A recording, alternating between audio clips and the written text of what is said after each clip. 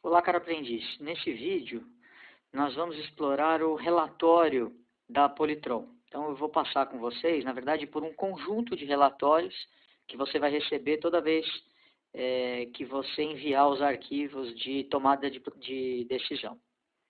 Então, o primeiro relatório é o relatório de estoque inicial.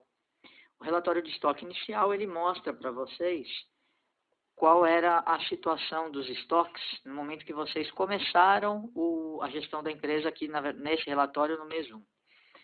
Então, aí você pode acompanhar que você tem uma primeira parte que apresenta os produtos acabados, estoque em produtos acabados. Então, você tem a quantidade, tem o custo padrão e o valor total em estoque de produtos acabados. Depois disso, na sequência, você vai ter o estoque em processo, de itens em processo.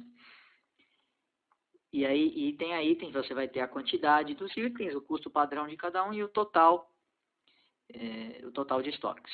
E por fim, aqui as matérias-primas, também estoque de matérias-primas e o total por matéria-prima e o total geral, né, que seria aqui nesse exemplo 276.249, é o valor em estoque no momento do início da gestão.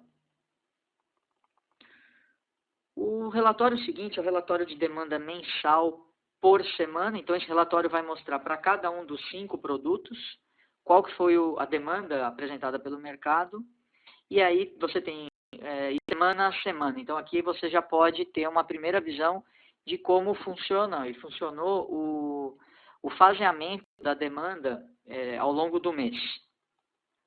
Depois disso, você tem a matriz de entregas, que aqui no caso ela está zerada, porque não foi feita nenhuma entrega aí nessas primeiras semanas e não tem nada programado ainda para as próximas, né?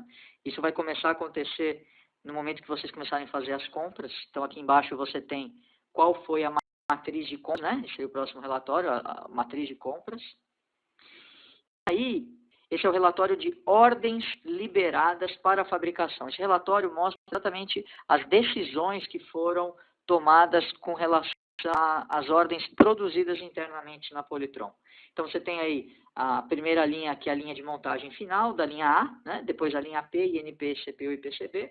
E aqui você tem as quantidades semana a semana. Então, primeiro você tem a semana 1 na linha A, então tem as quantidades, né?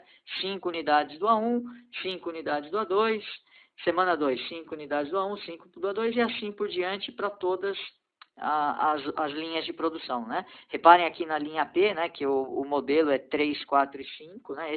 Esses são os modelos que estão sendo produzidos. Então, esse relatório ele mostra simplesmente uma cópia daquela entrada feita no sistema MRP2, na planilha de decisões, né? A planilha de entrada de decisões. Muito bem. O próximo relatório é um dos relatórios mais importantes que você tem nesse arquivo, que é o relatório de operações diárias. Esse relatório, ele mostra para a gente o que aconteceu em cada uma das linhas. Esse daqui é o relatório da linha A, que vocês estão vendo aí. Ele está mostrando que você tem 2 funcionários, trabalhou um turno, né? O número de horas extras que esse cara aqui liberou foi 16 horas extras por semana, então poderiam ser feitas. E aí ele começa a mostrar o que aconteceu ao longo das semanas, né? Então, logo aqui no começo você tem a semana 1, e aí você tem o estoque inicial. Então, você abriu a semana 1 com 60 unidades do A1 e 38 unidades do A2. Depois disso, na segunda-feira, foram produzidas 5 unidades do A1 e 5 unidades ficaram boas e foram para o estoque. Na terça-feira, foram produzidas 3 unidades do A2 e as 3 ficaram boas e foram para o estoque. Na quarta-feira, mais 2 unidades do A2, aí completou a ordem de 5 unidades de A2 que estava planejada para a semana, ou que foi liberada, né, para a semana 1 do item A2. Aqui mais para frente você tem, então, o número de horas, né? Então, são 4 colunas, tem as horas de preparação, que aqui no caso da linha A, você pode perceber que não tem setup, né? Não tem tempo de preparação da linha, quando você muda de ordem. Depois, a segunda coluna das horas seria o número de horas produtivas. A terceira, horas ociosas, que é o ócio, né? Seriam horas ociosas. E a última coluna é o número de horas de quebra, né? Se aconteceu algum tipo de parada da máquina por conta de uma quebra, isso vai estar indicado aí o número de horas que a máquina ficou parada, que a linha ficou parada, nessa quarta coluna. Bom, então voltando aqui para os itens produzidos, então você vai ter exatamente essa mesma lógica, né? Para a semana 2, para a semana 3 e para a semana 4. E aí, ao final de cada semana, você tem evolução do estoque, né? Então, a gente pode ver aqui que a semana 4, por exemplo, terminou com estoque de 37 unidades do A1 e 31 unidades do A2. Fechando aqui o relatório de operações diárias, vocês veem dois resumos, né? O primeiro resumo do total do que foi produzido e o quanto ficou bom. Então, no caso do A1, foram produzidas 20 unidades e as 20 ficaram boas, ou seja, teve uma taxa de 100% de qualidade. Ao passo que para o A2, foram produzidas 20 unidades e apenas 19 ficaram boas. Então, deu 95% de índice de qualidade. Se a gente quiser identificar o momento que isso aconteceu, a gente pode subir aqui e observar que o A2, na semana 2, na terça-feira, foram produzidas 3 peças e dessas 3 peças, somente 2 ficaram boas.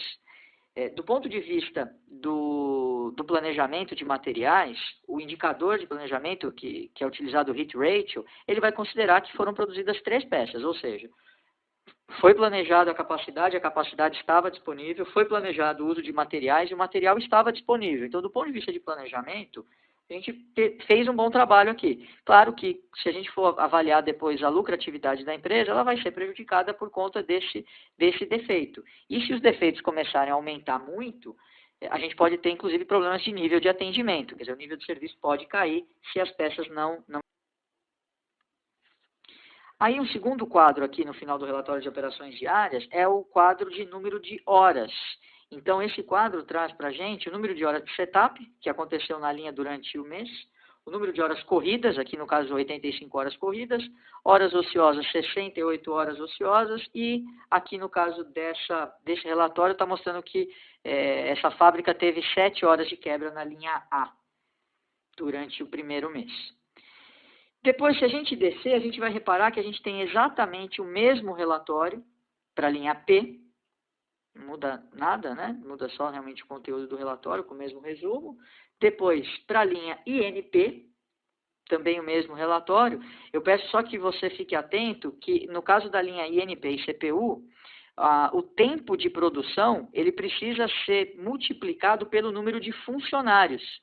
A linha INP e a linha CPU, ela tem funcionários, ao passo que a linha A, P e PCB, essas linhas elas têm o número de horas da linha, né? Porque são aqueles funcionários que trabalham em duplas, operando um equipamento. Então, no caso das linhas A, P e PCB, o número de horas que aparece no relatório já é o total que foi utilizado para produzir os itens. Ao passo que nas linhas INP e CPU, você vai precisar multiplicar o número de horas pelo número de funcionários que trabalhou na linha durante aquele mês. Então, os relatórios eles são realmente idênticos, todos vêm no mesmo formato, né? E daqui você consegue tirar a informação de tudo o que aconteceu, linha a linha, dia a dia, dentro da sua fábrica. PCB. Muito bem, depois do relatório de operações diárias da linha PCB, que é a quinta linha, aí a gente tem, então, o relatório de desempenho de fornecedores. E a gente tem aqui nas colunas cada um dos itens que é comprado pela Polytron, nas colunas, e nas linhas a gente vai encontrar, então, as quantidades que foram, né, primeiro do estoque inicial do item, e depois os recebimentos e o estoque final em cada uma das semanas. Aqui, como no primeiro mês não houve recebimento de matéria-prima, não foi necessário, no caso aqui dessa fábrica, as linhas de recebimento e a quantidade de itens bons, elas estão em branco, né? Mas quando vocês começarem a ter recebimentos, vocês vão notar aí as quantidades, né? E com as taxas de defeito também para cada um dos itens. Depois a gente tem um relatório de nível de serviço a cliente. Então, esse relatório vai trazer, de novo, produto a produto, semana a semana, a quantidade que foi demandada e o que de fato foi entregue. Esse relatório aqui é onde você, se por acaso você tiver algum problema de nível de serviço, aqui é onde você vai conseguir perceber quando isso aconteceu e com que produto isso aconteceu, né? Depois a gente tem um relatório mensal de receitas. Esse relatório vai mostrar qual foi a porcentagem de desconto que você aplicou nesse mês em relação ao preço de tabela, e aí, com base nos valores, nas quantidades vendidas, você vai ter, então, a receita bruta sendo construída da empresa, né? Depois disso, a gente tem o relatório de estoque médio mensal. Presta atenção, às vezes as pessoas confundem e entendem que esse relatório aqui é o estoque final. Não é o estoque final. Para saber o estoque final, a gente precisa olhar lá as operações diárias. Lá a gente vai ter o estoque final de cada um dos itens. E o relato dos itens produzidos, né? E os itens comprados está no relatório de desempenho de fornecedores. Aqui no caso do estoque médio, como o nome diz, né, o estoque médio do item. É feita uma média em relação ao final de cada uma das 4 semanas do mês. E aqui você consegue pegar, então, o estoque médio em valor, né, para os produtos acabados, para estoque em processo e para as matérias-primas. Esses valores aqui são importantes porque é a partir deles que a gente vai tirar o cálculo de giro de estoques, né, feito com base no valor de estoque em médio.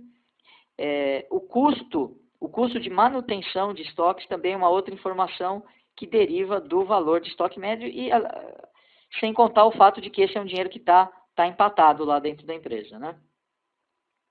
Depois, o penúltimo relatório que a gente tem no arquivo é o relatório demonstrativo de resultados. Então, aqui nesse relatório você vai conseguir acompanhar o detalhamento de receitas e despesas que são consideradas para o cálculo do lucro da empresa. Então, tem aqui a receita bruta, as devoluções, a receita líquida, os custos diretos de mão de obra, de material, os custos de movimentação, de estoque.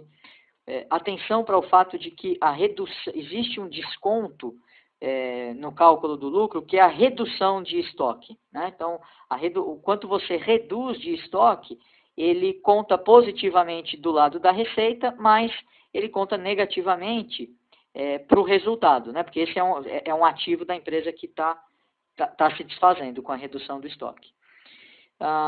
E aí, enfim, quer dizer, tem aqui o detalhamento desses valores. E, por fim, a gente tem o lucro antes do imposto de renda, que é o valor mais importante que vai estar sendo acompanhado, porque é um dos indicadores de desempenho da Politron. E, finalmente, o último relatório, que está abaixo do demonstrativo de resultados, é o relatório de indicadores de desempenho. E esse relatório traz para a gente os indicadores importantes que estão sendo acompanhados na Politron. Primeiro indicador, então, o giro de estoques. Depois, nível de serviço a cliente, que é a disponibilidade de produtos. E o terceiro indicador na verdade, um dos mais importantes para esse treinamento, que mede quanto daquilo que foi planejado foi de fato produzido, que é o indicador que a gente chama de hit ratio. A gente tem um indicador de hit ratio para as linhas A e P, que é a montagem final, depois um outro indicador para cada uma das linhas de submontagem. Tem uma aqui para CPU, INP e PCB. Quando esse indicador está em 100%, significa que tudo aquilo que foi planejado foi de fato produzido ao final do mês.